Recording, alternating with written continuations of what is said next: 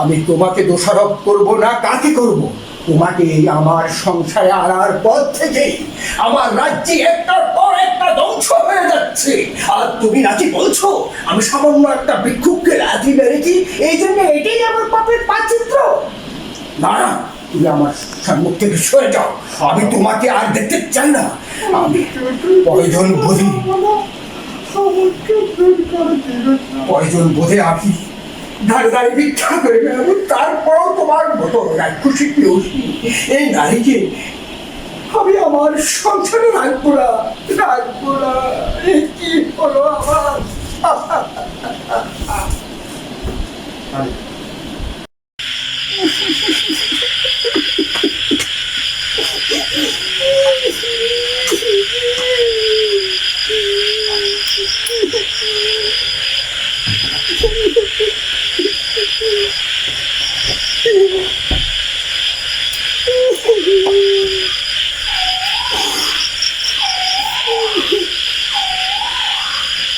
আমার সর্বনাশ হয়ে গেছে।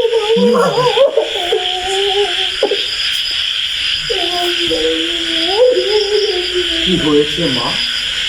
তুমি কাঁদছ কেন?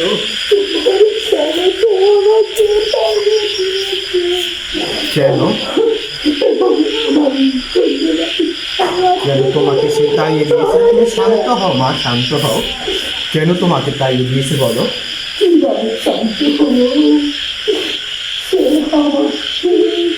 আমি বুঝতে পেরেছি, সে ফকিরকে লাঠি মেরেছে।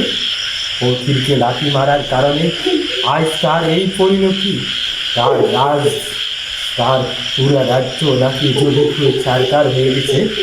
কিন্তু সে আমার মেয়ের উপরে সেই দোষারোপ সে করেছে। আমার এই সৎ চরিত্রবান মেয়েকে সে দোষারোপ করেছে। তুমি ধৈর্য করো মা, আল্লাহ যাহা করে তা মঙ্গলের জন্য করে। আমি তোমাকে অন্য স্থলে বিয়ের ব্যবস্থা করে দিব ইনশাআল্লাহ। তুমি ধৈর্য ধরো।